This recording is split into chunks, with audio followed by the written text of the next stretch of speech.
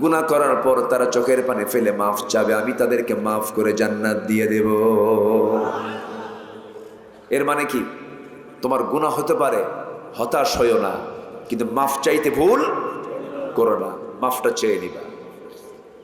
তবে হ্যাঁ, অজ্ঞতাবশত ভুল, জাহালাতিম বিসু, অজ্ঞতাবশত ভুল একটা ভুল, আবার পরিকল্পিত একটা ভুল। পরিকল্পিত গুনাহকে আল্লাহ রাব্বুল আলামিন মাফ করবেন না, কিন্তু হঠাৎ করে না জেনে ভুল হয়ে গেছে আল্লাহ রাব্বুল আলামিন তাকে মাফ করে দিবেন। আমার ভাইয়েরা, কোন পরনারীর দিকে মন তো চায় তাকায় দেখি, পরনারীর সুন্দর চেহারার দিকে মন চায় একটু তাকায় দেখি, কিন্তু আমি তাকাচ্ছি না, আমি তার দিকে নজর দিচ্ছি না, চোখটা আমি নিম্নগামী করতেছি, বারবার তাকানোর জন্য মন চাচ্ছে, এরপরও তাকাই না, আল্লাহর ভয়ে তাকাই না। আল্লাহ রাব্বুল আলামিন ওই মুজাহিদকে বড় মুজাহিদ বলেছেন, জোরে বলি সুবহানাল্লাহ। কোন নারীর দিকে যদি নজর চলে যায়, রাসূল বলেছেন এই ফিতনা এখন দুনিয়াতে কম না বেশি? বলেন কম না বেশি? দেখবেন না, আপনাকে দেখতেই হবে, না দেখে যাবেন কই? ডানে যাবেন, বামে যাবেন, সামনে যাবেন, পিছনে যাবেন। এক বুড়া চাচা 2015 সালে আমার সঙ্গে হজে গিয়েছে। তো চাচা আমার সাথে বিমানে উঠলেন, তো বিমানে উঠে সিটে বসছে। তো যারা বোঝে সিটটা লাগাতে হয়, ওই যে বেল্ট লাগাতে হয়, বেল্ট না লাগানো পর্যন্ত বিমান উড্ডয়ন করে না, কারণ একটা ঝাঁকিতে মাথাও ফেটে যেতে পারে। তো সবাই বেল্ট, এটা বাধ্যতামূলক। তার মুরব্বী বয়স হয়ে গেছে, তারা তার এগুলো বোঝে না। তো এগুলো লাগানোর জন্য সেখানে ডিপার্টমেন্ট আছে, একটা সার্ভিস দেয়। ম্যাক্সিমাম গোটা পৃথিবীর বিমান সার্ভিসে বিমান ক্রু থাকে হচ্ছে অধিকাংশই মহিলা, এবং সেগুলো নিতে গেলে তারা সুন্দরী মহিলাগুলো নিয়ে নেয়, অর্ধলগ্ন তাদের সার্ভিস, নাউজুবিল্লাহ বলে। তো এই বিমান বালা ওই চাচার সামনে এসে কোমরের বেল্ট ঠিক করে দেয়। আমারে ওখান থেকেই বলতেছে, বাবা এটার নাম কি হজ নাকি বাবা? বুঝলেন, মানে উনি তো বোঝে না। তো বললাম চাচা, মানে উনি আমার উপর খেপে গেছে, মানে এখানে যে আমার কোনো হাত নাই। কোরআনে কারীম 13টা কাজ করতে বলেছে, 13টা কাজ করো, আখিরাতের প্রস্তুতি তোমার হয়ে যাবে। জোরে বলি সুবহানাল্লাহ। নাম্বার 1 হলো, আমি শর্ট করে বলবো, এই 13টা পয়েন্ট আমরা একটা একটা করে শিখে যাব। আমার পরামর্শ এটা নয়, আমার আল্লাহর পরামর্শ। তিনি বলছেন 13টা কাজ তোমরা শিখে নাও, দুনিয়ার জীবনে আখিরাতের প্রস্তুতি নেওয়ার জন্য এই পাথেয়গুলো তোমার বড় কাজে লাগবে। নাম্বার 1 হলো, আল্লাহ রাসূলকে বিশ্বাস করতে হবে সন্দেহ নিয়ে, না দ্বিধাহীন চিত্তে? বলেন বলেন বলেন, সন্দেহ নিয়ে না দ্বিধাহীন চিত্তে? দ্বিধাহীন ভাবে, দ্বিধাহীন চিত্তে আল্লাহকে বিশ্বাস করতে হবে। সুম্মা লাম ইয়ারতাবু, আল্লাহকে যারা বিশ্বাস করবে সন্দেহাতীত ভাবে, বলি আল্লাহু আকবার। আল্লাহ তাদেরকে কি বলেছেন দেখেন। আল্লাহ রাব্বুল আলামিন বলেন, ইন্নামাল মুমিনুনা আল্লাযীনা আমানু বিল্লাহি ওয়া রাসূলিহি সুম্মা লাম ইয়ারতাবু ওয়া জাহাদু বিআমওয়ালিহিম ওয়া আনফুসিহিম ফি সাবিলিল্লাহ উলাইকা হুমুস সাদিকুন। জোরে বলুন আল্লাহু আকবার। আমি বুঝি না, এখানে মাইক আমার কানে আসে না আওয়াজ, অথবা বক্সটা আমার দিকে দেন ঘুরায়া। মাইক হলে গেছে কোথায়? চতুর্থ আসমানে? আমার ভাইয়েরা, আল্লাহ রাব্বুল আলামিন বলেন, যারা আল্লাহকে এবং রাসূলকে যারা সন্দেহ মুক্তভাবে বিশ্বাস করবে এবং আল্লাহর পথে যারা জিহাদ করবে, আল্লাহ রাব্বুল আলামিন বলছেন এরাই হলো সত্যবাদী, আমি এদেরকে বিশাল বড় পুরস্কার দিয়ে দেব। জোরে বলি সুবহানাল্লাহ। নাম্বার 2 হলো তাকওয়া অর্জন করতে হবে। আল্লাহ রাব্বুল আলামিন বলছেন, ইত্তাকুল্লাহা ওয়া কুলু কাওলান সাদীদা। জোরে বলুন আল্লাহু আকবার। নাম্বার 3 হলো ন্যায় প্রতিষ্ঠা এবং সদাচার বান্দার জীবনে আসতে হবে। নাম্বার 1 হলো বিশ্বাস করব কাকে? বিশ্বাস করব রাসূলকে। এই দুইটা কাজ যারা করবে, তাকওয়া যারা অর্জন করবে, ন্যায় প্রতিষ্ঠা যারা করবে, নাম্বার 3 চলে গেল।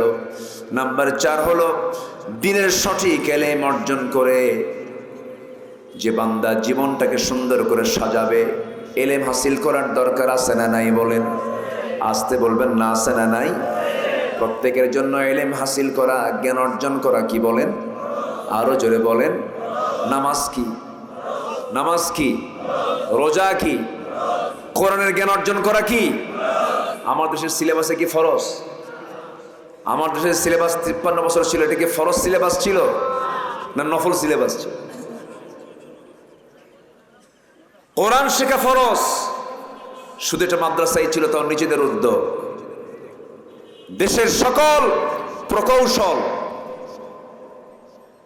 মেডিকেল, কলা, বিজ্ঞান সব অনুষদে সকল শিক্ষার পাশাপাশি কোরআন শিক্ষাকে বাধ্যতামূলক করা হোক।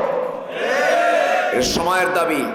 জাতিকে যদি ভালো দেখতে চান, জাতিকে যদি ভালো রাখতে চান, সবার আগে যে সংস্কার দরকার সেটা হচ্ছে জ্ঞানের সংস্কার। কোরআনের জ্ঞান জাতির মধ্যে ঢুকায় দিতে হবে। এটা 1 নম্বর কাজ। সম্মানিত ভাইয়েরা, এই বছরের শুরুতে ট্রান্সজেন্ডার নিয়ে অনেক মারামারি হয়েছে, শোনেন না আপনারা? তারা কি ষড়যন্ত্র করেছিল।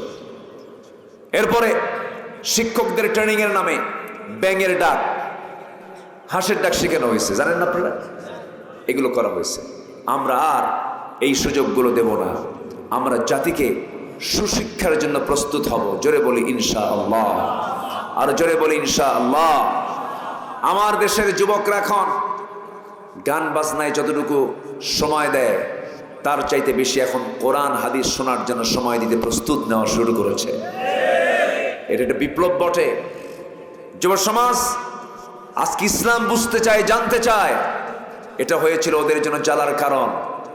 আল্লামা সাঈদীকে গ্রেফতার করার অন্যতম কারণ হলো তিনি ছিলেন এই দেশের আদর্শ নাগরিক তৈরির এক বিশাল বড় মহান কারিগর। এটাই ছিল তাদের চক্ষুষু। আল্লাহ তুমি তার কবরটাকে জান্নাতের টুকরা বানায় দাও। জোরে বলে আমিন। সম্মানিত ভাইয়েরা, তাহলে নাম্বার 4, নাম্বার 5, যারা নেক আমল করবে, অধিক সংখ্যক যারা নেক আমল করবে। নেকের পাশাপাশি গুনাহ আছে না নাই? আমাদের জীবনে গুনাহ হয় না? গুনাহ হয় কিনা বলেন? গুনাহ হতে পারে। গুনাহ হবে না কার? ফেরেশতা। হ্যাঁ বলেন বলেন, একজন বলছে তো। গুনাহ হবে না কার?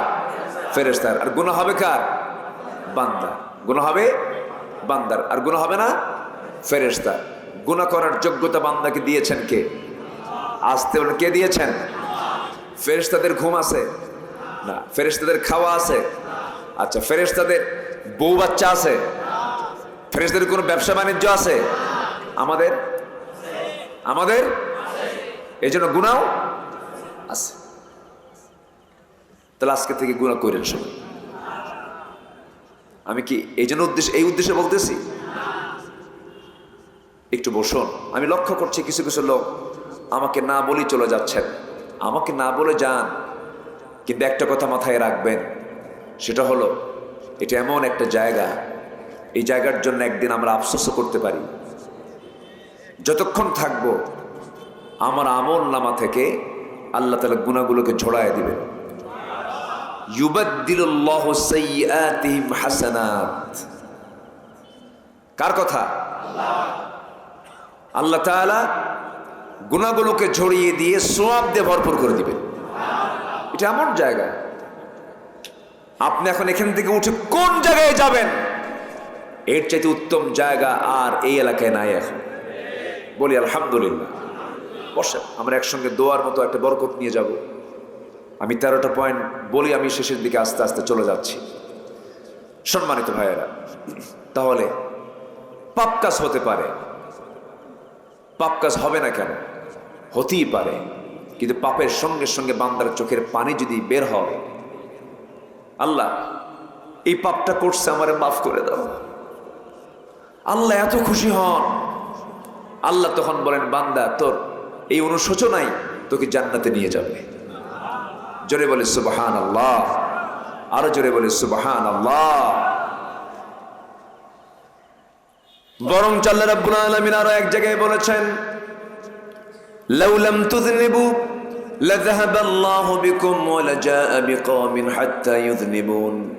বান্দা তুমি যদি গুনাহ না করো, তোমাকে দুনিয়া থেকে মিটিয়ে দিয়ে এমন একটা জাতি পাঠাবো যারা গুনাহ করবে, আর আমি গুনাহ করার পর তারা চোখের পানি ফেলে মাফ চাবে, আমি তাদেরকে মাফ করে জান্নাত দিয়ে দেব। এর মানে কি? তোমার গুনাহ হতে পারে, হতাশ হইও না, কিন্তু মাফ চাইতে ভুল করো না, মাফটা চেয়ে নিবা। তবে হ্যাঁ, অজ্ঞতাবশত ভুল, জাহালাতিম বিসু, অজ্ঞতাবশত ভুল একটা ভুল, আবার পরিকল্পিত একটা ভুল একটা ভুল। পরিকল্পিত গুনাহকে আল্লাহ রাব্বুল আলামিন মাফ করবেন না, কিন্তু হঠাৎ করে না জেনে ভুল হয়ে গেছে আল্লাহ রাব্বুল আলামিন তাকে মাফ করে দিবেন। আমার ভাইয়েরা, কোন পরনারীর দিকে মন তো চায় তাকায় দেখি, পরনারীর সুন্দর চেহারার দিকে মন চায় একটু তাকায় দেখি, কিন্তু আমি তাকাচ্ছি না, আমি তার দিকে নজরও দিচ্ছি না, চোখটা আমি নিম্নগামী করতেছি, বারবার তাকানোর জন্য মন চাচ্ছে, এরপরও তাকাই না, আল্লাহর ভয়ে তাকাই না। আল্লাহ রাব্বুল আলামিন ওই মুজাহিদকে বড় মুজাহিদ বলেছেন, জোরে বলি সুবহানাল্লাহ। কোন নারীর দিকে যদি নজর চলে যায়, রাসূল বলেছেন এই ফিতনা এখন দুনিয়াতে কম না বেশি? বলেন কম না বেশি? দেখবেন না, আপনাকে দেখতেই হবে। না দেখে যাবেন কই? ডানে যাবেন, বামে যাবেন, সামনে যাবেন, পিছনে যাবেন। এক বুড়া চাচা 2015 সালে আমার সঙ্গে হজে গিয়েছে। তো চাচা আমার সাথে বিমানে উঠলেন, তো বিমানে উঠেই সিটে বসছে। তো যারা বোঝে সিটটা লাগাতে হয়, ওই যে বেল্ট লাগাতে হয়, বেল্ট না লাগানো পর্যন্ত বিমান উড্ডয়ন করে না, কারণ একটা ঝাঁকিতে মাথাও ফেটে যেতে পারে। তো সবাই বেল্ট, এটা বাধ্যতামূলক। তার মুরব্বী বয়স হয়ে গেছে, তারা তার এগুলো বোঝে না।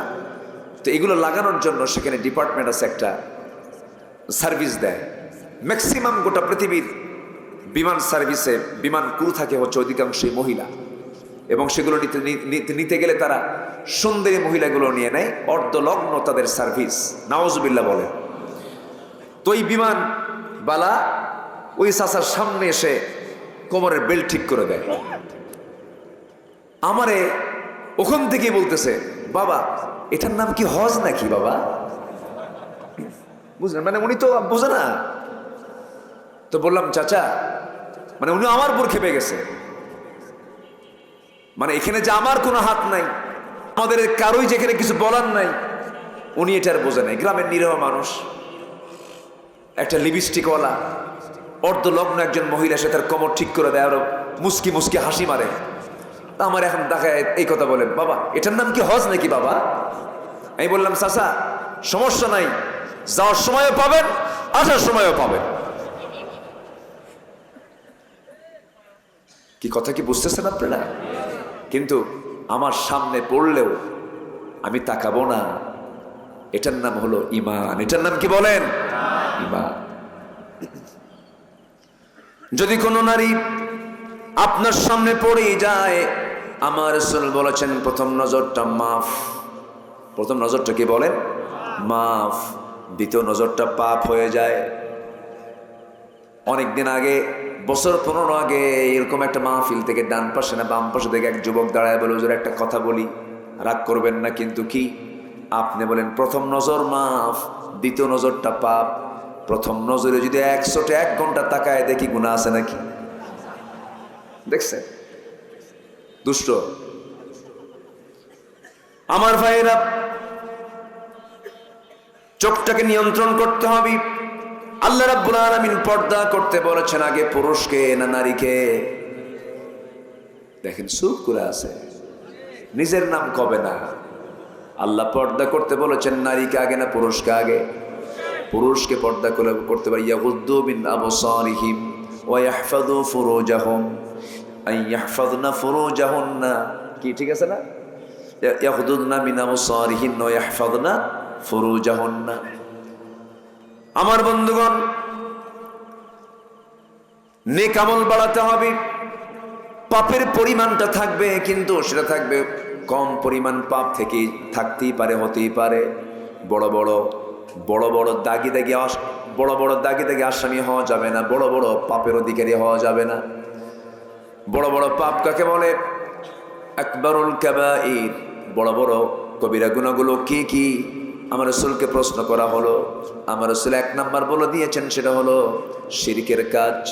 আলা উনাব্বিউকুম বিআকবারিল কাবাইর, আমি তোমাদেরকে বড় বড় গুনার কথা বলবো নাকি? রাসূল 3টা বলেছেন। কয়টা বলেছেন বলেন? 3টা বলেছেন। বড় 3 কবিরার 1 নাম্বার হলো আল্লাহর সঙ্গে শিরক স্থাপন করা। নাম্বার 2 হলো উকুকুল ওয়ালিদাইন, পিতামাতার সঙ্গে খারাপ আচরণ করা। নাম্বার 3 হলো কাউলুজ জুর, বেহুদা কথা, বাজে কথা মুখ থেকে বের করে ফেলা। এই 3টা চরিত্র বুঝি আমার দেশের মানুষের মধ্যে নাই? আসতে বলবেন না, আছে না নাই? কবর দেখলেই মাথা খারাপ, একদম সোজা সেজদা মারে, আছে না? দিল সেজদা মেরে। শনিবারে বাঁশ কাটা যাবে না, মঙ্গলবারে বিয়ে হওয়া যাবে না। বিয়ের দিন বৃষ্টি হলে সারা জীবন ওর চোখে পানি ছাড়া কিছু কিসমতে জুটবে না, আছে কিনা বলেন? আচ্ছা, এগুলো শিরক। এগুলো কি বলেন? শিরক। পিতামাতার সঙ্গে নাফরমানি করা, এটা তো নাই, আসতে কয়। পিতামাতার সঙ্গে রূঢ় আচরণ করা, মেজাজ দেখায় কথা বলা, চোখ গরম করা, বাপ মাকে টেনশনের মধ্যে ফেলে দেওয়া, টেনে হেঁচড়ে আচরণ করা, এরকম সন্তান শালি খেতেও কিন্তু আছে। আসতে বলবেন না, আছে না নাই? আবার ভাববেন না ঢাকার গুলশান, বাড়িধারা, জিওএইচএস, ধানমন্ডিতে সে এলাকার সন্তানদের বাপ মা মনে হয় খুব ভালো আছে, তাও ভালো বলতে পারবেন না। ধানমন্ডির এক বাসিন্দা ছিল, বুড়া মানুষ, জামাই একজন সিনেমার অভিনেতা। সে অভিনেতার শ্বশুর রাত 2টার দিকে নিজের লাইসেন্স চলা পিস্তল দিয়া নিজের মাথায় পিস্তল ঠেকিয়ে আত্মহত্যা করলো। লাইভে এসে বলল, আমার বউ বাচ্চা সব থাকার পর আমার কেউ নাই। কেন? এর মূল কারণ হলো তার সবই ছিল, ইসলাম নাই। ঠিক কিনা?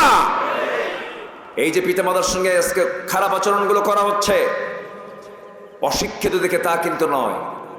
এই কেসগুলো অধিকাংশই হলো শিক্ষিত নামের কিছু কলঙ্ক, কিছু সন্তান, আছে কিনা বলেন?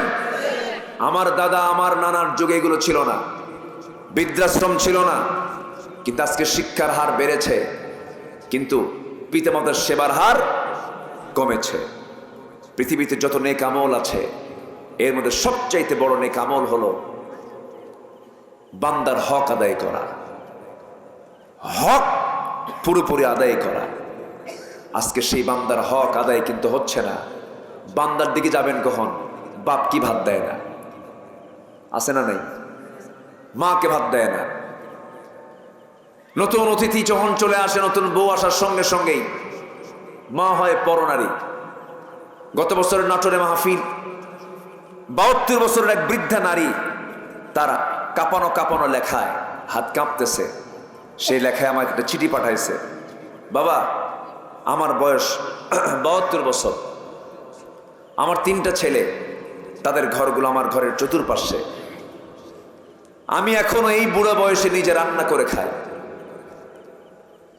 আমার ছেলে 3জনে বিয়ে করেছে, আমি আমার রান্না নিজের হাতে নিজে করে খাই। বাবা, আমার এই বুড়া বয়সে আমি নিজে রান্না করি, আমার তো কষ্ট হয়। আপনি একটু দোয়া করবেন, আল্লাহ যেন আমার সন্তানদের কলিজা যেন নরম বানায় দেয়। চিন্তা করেন, 3 সন্তানের যৌথ উদ্যোগে একটা মার খাবারের বন্দোবস্ত হয় না, অথচ ওই 3 সন্তানকে একসঙ্গে মানুষ করেছেন কে? আসতে কয়, কে করেছেন? একজন করেছেন 3 জনকে, আর 3 জন পারে না একজনকে। পোড়া কপাল, পোড়া কপাল, সব যাবে তোমার, তোমার নামাজ যাবে, তোমার রোজা যাবে, সব ইবাদত মাটির সঙ্গে মিশে যাবে, শুধুমাত্র বাপ মার সঙ্গে যদি তুমি নাফরমানি করো। কারণ সবচেয়ে বড় বড় গুনার ভিতরে রাসূল তিনটাকে তালিকায় নিয়েছেন, এর মধ্যে আল্লাহর পরেই 2 নম্বর তালিকা দিয়েছেন হলো আব্বা আম্মা। আল্লাহু আকবার বলে। এই জন্য আব্বা আম্মার সঙ্গে আমরা সুন্দর আচরণ করব। জোরে বলি ইনশাআল্লাহ, জোরে বলি ইনশাআল্লাহ। এক সাহাবী মারা যাচ্ছেন, মুখ থেকে কালিমা বের হয় না। এক সাহাবী এসে বলেন, হুজুর কি করা যায়? কে? আলকামা। আমার তো খুব প্রিয় সাহাবী, দেখো তো তার মা বেঁচে আছে নাকি। দেখেন রোগ ধরে ফেলছেন, মা বেঁচে আছে নাকি? হ্যাঁ আছে। মাকে ডেকে আনো। ডেকে আনা হলো। আমার রাসূল বললেন, আমার প্রিয় সাহাবী আলকামার মা, আলকামা দুনিয়া থেকে বিদায় নেয়, কিন্তু মুখে কালেমার আওয়াজ বের হয় না কেন? আপনি কি মনক্ষুণ্ণ নাকি? সঙ্গে সঙ্গে চোখের পানি টপ টপ করে পড়তেছে আর বলতেছে, আমার আলকামা ভালো ছিল, কিন্তু বিয়ের পর সে কেমন যেন অন্যরকম হয়ে গেছে, আমার সেবা করে না, আমি তাকে মাফ করব না। রাসূল বারবার বললেন, না আপনি তাকে মাফ করে দেন। মুমূর্ষ অবস্থা, না মাফ করব না। রাসূল এক পর্যায়ে রক্তিম চক্ষু আকার ধারণ হলো। রাসূল কেঁপে গিয়ে বললেন, অবাধ্য মায়ের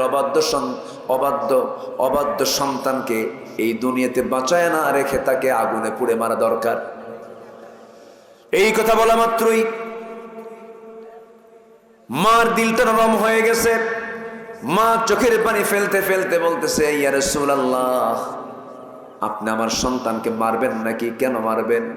অবাধ্য সন্তানকে কি করবো? আগুনে পুড়েই তো মারা দরকার।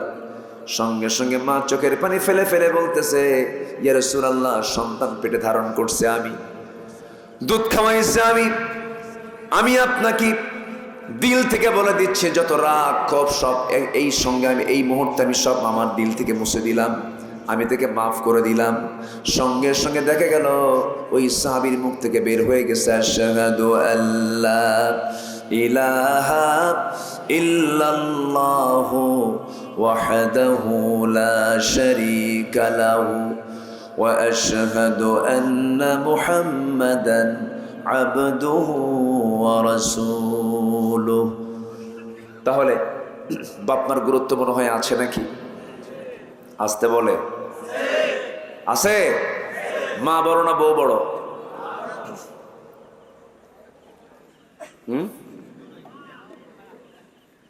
ভালো করে একটু চিন্তা করেন, একটু টাইম দিলাম। মা বড় না বউ বড়? মাহফিলে মা বড়, বাড়িতে বউ বড়। বাস্তব তো, বাস্তব কথা বলতেছে আমি। এগুলো ছেলে বউকে মালাকুল মৌতের মতো ভয় করে বাপ মা, আছে না? চরম ডেঞ্জারাস। এই ওঠেন কেন? এই বসেন বসেন। তাহলে ভালো করে বলেন, মা বড় না বউ বড়? মা বড়। বউ ছোট, কিন্তু আবার বউকে কিন্তু আন্ডার এস্টিমেট করা যাবে না। বউ আপনার হতে পারে, কিন্তু সেই বউটা কিন্তু আপনার সন্তানের আবার কি? আসতে কয় সন্তানের কি? তাহলে একটা সন্তানের মা মানে কি? সে একজনের মা। আপনার বউ হতে পারে, কিন্তু একজনের মা হিসাবে তাকে সম্মান করার দরকার আছে না নাই? এই জন্য নিজের মার সামনে আপনার বউ হয়তো কোনো একটা বিষয় নিয়ে বাকবিতণ্ডা বেজেছে, আপনি খাটো করতে পারবেন না।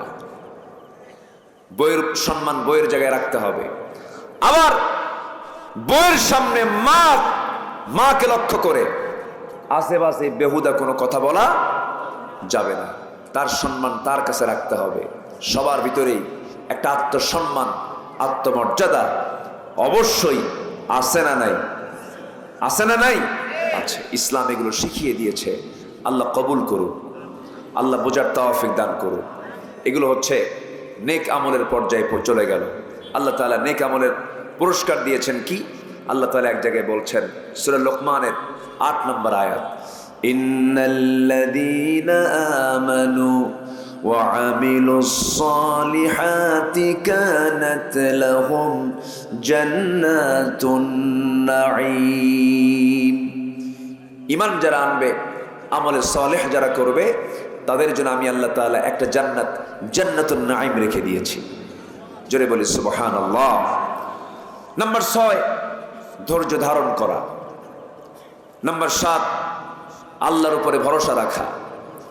নাম্বার 8 দুনিয়ার ভোগ বিলাসে নিমগ্ন না হয়ে আখিরাতের আবাসকে মূল টার্গেট বানিয়ে জপতে থাকা যে আমি কখন আমার সেই স্থায়ী নিবাস স্থায়ী আবাসে আমি কখন চলে যাচ্ছি, এই জিকির ফিকিরে থাকা, এগুলো হচ্ছে আখিরাতের প্রস্তুতি। আল্লাহ তাআলা বলছেন ওয়া ইন্নাদ দারাল আখিরাতা লাহিয়াল হায়াওয়ান। আল্লাহু আকবার। নাম্বার 9 নিজকে এবং পরিবারকে জাহান্নাম থেকে বাঁচানোর চেষ্টা করা। নিজেও বাঁচবো, আবার কি বলেন বলেন, পরিবারকে বাঁচাবো জাহান্নাম থেকে। কু আনফুসাকুম ওয়া আহলিকুম নারা। নাম্বার 10 তওবা করা। রাজি আছেন তো তওবা করতে? সবাই তওবা করতে রাজি আছেন? নামাজ পড়ি নাই, আজকে থেকে নামাজ ছাড়বো না। সিদ্ধান্ত নেওয়া যায়? মনে মনে সিদ্ধান্ত কি নেওয়া যায়? এটা হাত উঁচু করে দেখান। জোরে বলি ইয়া আল্লাহ, আরো জোরে বলি ইয়া আল্লাহ। আমাদেরকে 5 ওয়াক্ত সালাত আদায় করার তৌফিক তুমি আল্লাহ দিয়ে দাও। জোরে বলি আমিন, আরো জোরে আমিন, আরো জোরে আমিন। তুবু ইলাল্লাহ, তুবু ইলাল্লাহি জামিআন আইয়ুহাল মুমিনুন। আল্লাহু আকবার। তোমরা সবাই একত্রে তওবা করো। কার কথা? আল্লাহর কথা। নাম্বার 11 হলো আল্লাহর পথে দান করা। এই পৃথিবীতে যত প্রজেক্ট আছে, সব প্রজেক্ট যা আপনি খরচ করছেন সব আপনার সন্তান, আপনার পরিবারের জন্য।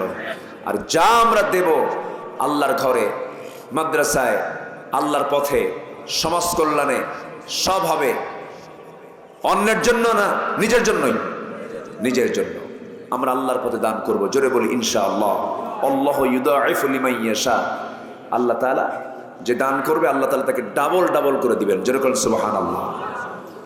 নাম্বার 12 শিরকের অন্তর্ভুক্ত সকল কর্মকাণ্ড থেকে নিজেকে মুক্তি রাখা। শিরকের বিশাল বড় ব্যাখ্যা আছে। শিরক এটা এমন একটা গুনাহ, পিঁপড়া হাঁটলে যেমন হাঁটার আওয়াজ কানে আসে না, বান্দা কখন শিরিক করে বান্দা নিজেও টের পায় না। কেমনে করে খাবো, কেমন করে চলবো, কথার মধ্যে শিরিক আছে না নাই? আচ্ছা, আমাকে খাওয়াবেন কে? কোনো সন্দেহ আছে? আমার আপনার বাড়িতে কত খাবারের যোগান, ফিলিস্তিন না খায় মারা যাচ্ছে। আমার সবচেয়ে বেশি খারাপ লাগে যেন আল্লাহর কসম করে বলি, ফিলিস্তিন হচ্ছে নবীর দেশ, ফিলিস্তিন হচ্ছে মুসলমানদের প্রথম কিবলার দেশ, বাইতুল আকসা যেখানে, সেই ফিলিস্তিনে প্রত্যেকটা দিন শিশুগুলো না খায় না খায় মারা যাচ্ছে। বাবাহারা মাহারা সন্তানগুলো আকাশের দিকে তাকায় বলে, আকাশের মালিক, শুনেছি পৃথিবীতে নাকি 200 কোটি মুসলমান, আমরা না খায় মারা যাচ্ছি। আল্লাহ, তোমার কাছে ওদের বিরুদ্ধে মামলা দিলাম, জামিন আছে? আজ থেকে জামিন আছে? আমাদের জন্য উচিত তাদের জন্য দোয়া করা, তাদের পাশে দাঁড়ানো। আল্লাহ, দিল যেন কাঁদে এমন দিল বানায় দাও। জোরে বলি আল্লাহুম্মা আমিন, আরো জোরে আল্লাহুম্মা আমিন। নাম্বার 13 হচ্ছে আল্লাহ প্রদত্ত একমাত্র সঠিক পথের অনুসরণ করা। জান্নাতে যাওয়ার একটা লাইন আছে, যেরকম মাগুরা থেকে ঢাকা যাওয়ার লাইন আছে না নাই? আছে, ট্রেন লাইন। আর এটা কি ট্রেন লাইন আছে না? ও ট্রেন এখনো হয়নি এটা, আচ্ছা বাস লাইন। তো জান্নাতে যাওয়ার একটা লাইন আছে, সেটা হচ্ছে একটাই লাইন, যে লাইনটা আমরা নামাজের মধ্যে সবসময় বলি, ইহদিনাস সিরাতাল মুস্তাকিম ওয়া ইন্না হাযা সিরাতি মুস্তাকিমা ফাত্তাবিউহু। তোমরা আমার সিরাতুল মুস্তাকিমের পথ অবলম্বন করো, অনুসরণ করো, অন্য লাইনে যেও না, সোজা তোমাকে জান্নাতের দরজায় পৌঁছায় দেবে। আল্লাহ কবুল করুন। নামাজের ওয়াদা মনে থাকবে, নামাজের কথা মনে থাকবে। বাড়ির বউকে আমরা বলবো, বাড়ির বউকে আমরা বলবো ইনশাল্লাহ, অন্যের বউ না নিজের বউ। হ্যাঁ, এটা যেন মনে থাকে। আবার এখন তো পরকীয়ার পরিমাণটা বেড়ে গেছে। এই নোংরামি থেকে আল্লাহ তাআলা তুমি এই জাতিকে হেফাজত করো। জোরে বলি আল্লাহুম্মা আমিন। এই মাহফিল বাস্তবায়ন করার জন্য বিশেষ করে এই গ্রামের 500 থেকে 600 প্রবাসী, তারা গোটা পৃথিবীর এই 2 শতাধিক যে রাষ্ট্র আছে, বিভিন্ন দেশে তারা প্রবাস জীবনে আছেন। তারা একটা বিশাল অংশগ্রহণ করেছেন আজকের এই মাহফিলে আর্থিকভাবে। আমরা তাদের জন্য দিল থেকে দোয়া করি, আল্লাহ তুমি তাদের প্রবাস জীবনকে বরকতময়, আনন্দময়, শুভময় বানায় দেন। জোরে বলি আল্লাহুম্মা আমিন। যে যেখানে আছেন আখিরাতের প্রস্তুতি নিয়ে আমি যৎকিঞ্চিত কিছু কথা বলেছি। সবাই নামাজের মতো করে বসে যাই। আল্লাহ তাআলা আমাদের সবাইকে আখিরাতের প্রস্তুতি নিয়ে দুনিয়াকে সুন্দর করে ঢেলে সাজানোর তৌফিক দান করুন। জোরে বলি আল্লাহুম্মা আমিন। সবাই বলে সুবহানাকা আল্লাহুম্মা ওয়া বিহামদিকা আশহাদু আল্লা ইলাহা ইল্লা আনতা আস্তাগফিরুকা ওয়া আতুবু ইলাইকা।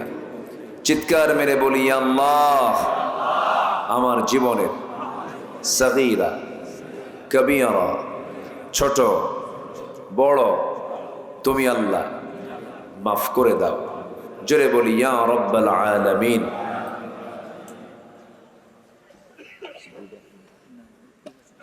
আচ্ছা, জি জি। আমার বাবুল ভাই তিনিও দোয়া চেয়েছেন, তার ছেলেটা হাফেজ। কোথায়? না, এখানে আসছে বলে। জি, কোরআন 30 পারা মুখস্থ করা নিজের চেষ্টায় হয় না, এটা আল্লাহর রহমত লাগে। বলি আলহামদুলিল্লাহ। শুধু হাফেজ না, আল্লাহ তুমি তাকে বড় আলেম বানাও। জোরে বলি আমিন।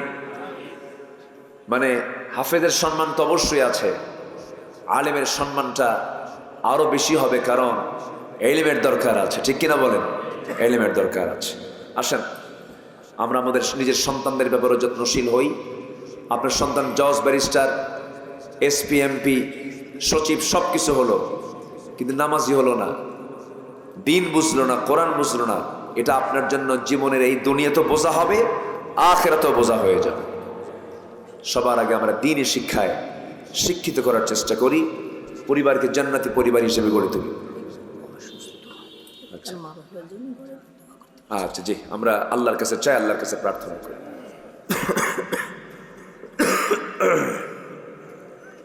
সবাই বলে সুবহানাকা আল্লাহুম্মা ওয়া বিহামদিকা আশহাদু আল্লা ইলাহা ইল্লা আনতা আস্তাগফিরুকা ওয়া আতুবু ইলাইকা। সবার কাছে আমিও দোয়া চাচ্ছি, আমার জন্য দোয়া করবেন না? আমিও দোয়া করি আপনার জন্য, আল্লাহ যেন আমাদের এই সম্পর্ক হাসর পর্যন্ত গড়ায় দেন।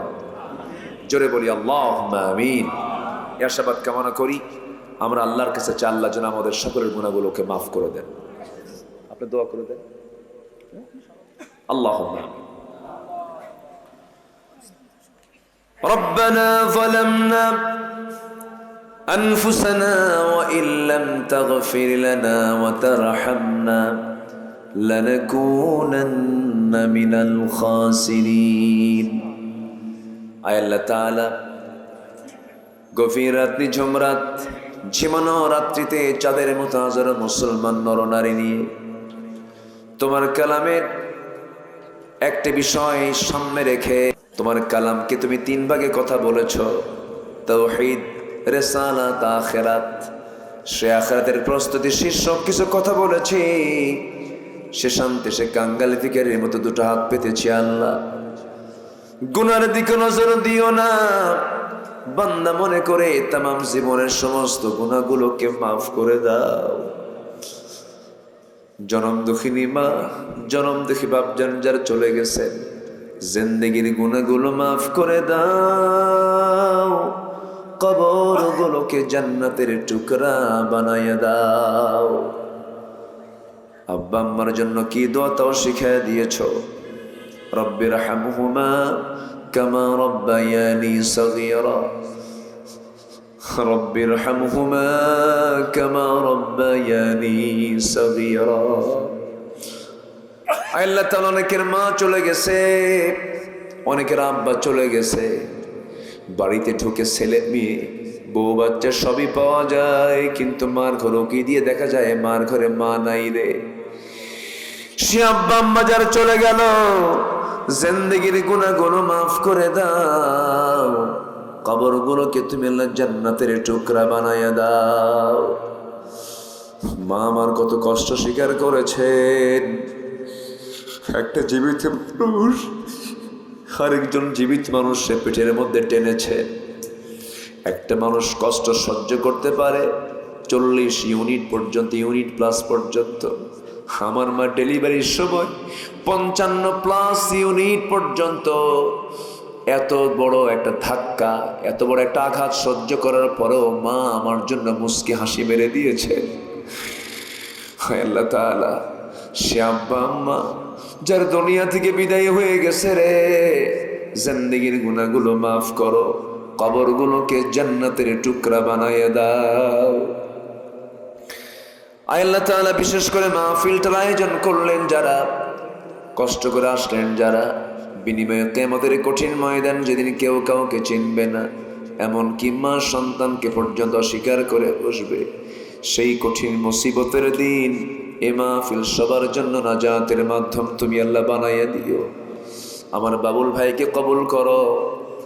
পাশে কবরবাসী শুয়ে আছেন, হায় আল্লাহ তাআলা তাদের রুহের মাগফিরাত কামনায় এই মাহফিল আজকে পরিচালিত হলো। আল্লাহ আমরা সবাই মিলে কবরবাসীর জন্য দোয়া করি। ইমানি হালাত না যারা দুনিয়া থেকে বিদায় নিয়েছেন, কবরগুলোকে জান্নাতের টুকরা বানায় দাও আল্লাহ। দুনিয়ার সব জানা যায়, দুনিয়ার সব দেখা যায়, সুদূর আমেরিকায় কি হচ্ছে সব ঘরে বসেই দেখা গেল, শোনা গেল।